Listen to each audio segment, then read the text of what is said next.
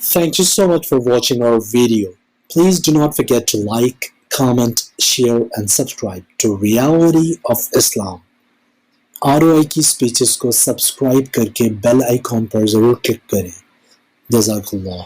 بسم اللہ الرحمن الرحیم. السلام علیکم ورحمۃ اللہ. اس سے پہلے والی ویڈیو میں بیان ہوا تھا کہ سجدہ سہو کن کن وجوہات کی وجہ سے انسان کے اوپر لازم آتا ہے اور وہ کون کون سی غلطیاں نماز میں انسان سے سرزد ہوتی ہیں جس کی وجہ سے انسان کو سجدہ سہو کرنا ہوتا ہے. اس ویڈیو کو شروع کرنے سے پہلے اگر آپ نے ہمارا چینل سبسکرائب نہیں کیا تو آپ ہمارا چینل ضرور سبسکرائب کر لیں تاکہ آپ کو ہماری ہر نئی آنے والی ویڈیو ضرور موصول ہوتی رہے. تو آتے ہیں اب آج اس ویڈیو کی طرف. سجدہ سہو کا طریقہ. عبادات کے اندر اصل یہ ہے کہ اسے کمال کی صفت کے ساتھ ادا کیا جائے اور صفت کمال کے ساتھ ادا کرنا واجب ہے. بس جس وقت بشریعت کے تقاضے کے مطابق نماز میں کوئی کمی یا زیادتی ہو اور اس کی وجہ سے نماز کے اجر و ثواب میں نقصان آ جائے تو شریعت نے سجدہ سہو کر کے اس نقصان کی تلافی کرنے اور اپنی نماز کو اعلیٰ صفت پر ادا کرنے کا حکم دیا ہے. اسی لیے سجدہ سہو کو واجب قرار دیا گیا. سجدہ سہو کسی نقصان کی وجہ سے ہوا ہو یا کسی زیادتی کی وجہ سے اس کے ادا کرنے کا طریقہ احناف کے یہاں یہ ہے کہ آخری قاعدہ میں تشہد پڑھنے کے بعد پہلے دہنی طرف سلام پھیرے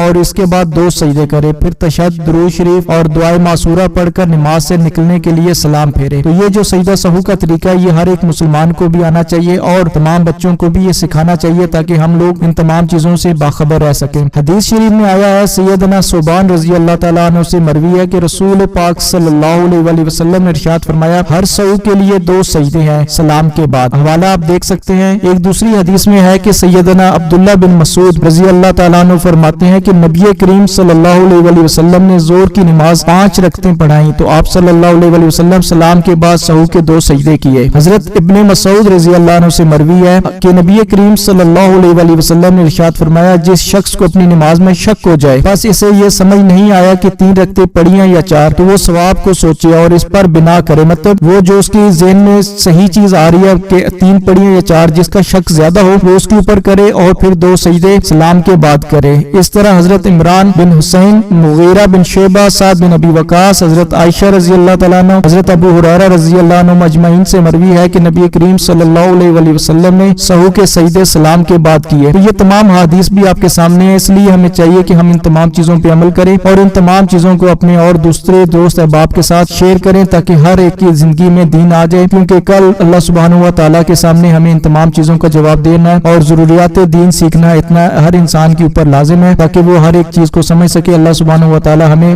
صحیح دین کی سمجھ عطا فرمائے اور اس پر چلنے والا بنا دے. السلام علیکم ورحمۃ اللہ وبرکاتہ.